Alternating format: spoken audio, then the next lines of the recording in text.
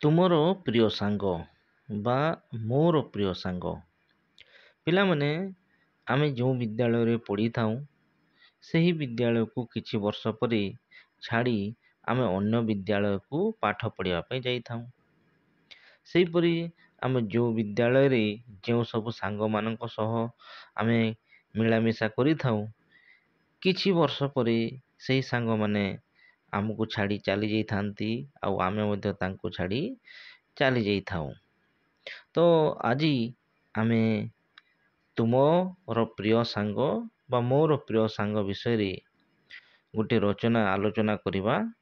କମେଣ୍ଟରେ ତୁମେମାନେ ନିଜ ନିଜର ପ୍ରିୟ ସାଙ୍ଗର ନାମ ଲେଖିବାକୁ ଭୁଲିବ ନାହିଁ।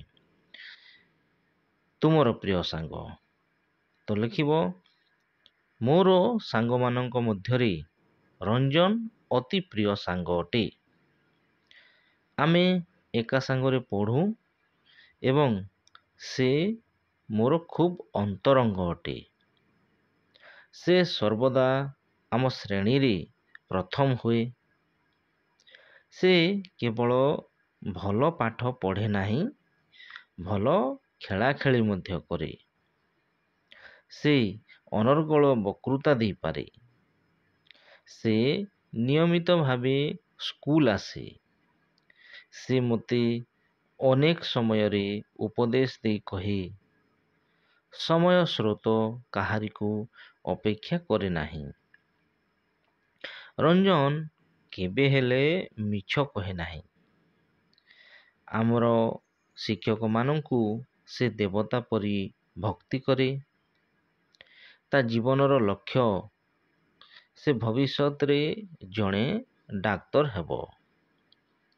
ମାଗଣାରେ ଗରିବ ଅସହାୟ ରୋଗୀମାନଙ୍କୁ ସେ ସେବା କରିବ ଏବଂ ନିଜର ଓ ନିଜ ଗାଁର ନାମ ରଖିବ।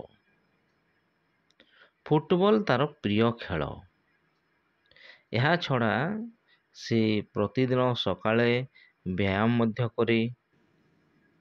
ସବୁ ଶିକ୍ଷକ ତାକୁ ନିଜର ପୁଅ ପରି ଆଦର କରନ୍ତି। ତେଣୁ କୁହାଯାଇଛି, ଶ୍ରଦ୍ଧାବାନ ଲଭତେ ଜ୍ଞାନମ୍। ରଞ୍ଜନ ପରି ପ୍ରିୟ ସାଙ୍ଗ ପାଇ ମୁଁ ସତରେ ଖୁବ୍ ଗର୍ବିତ।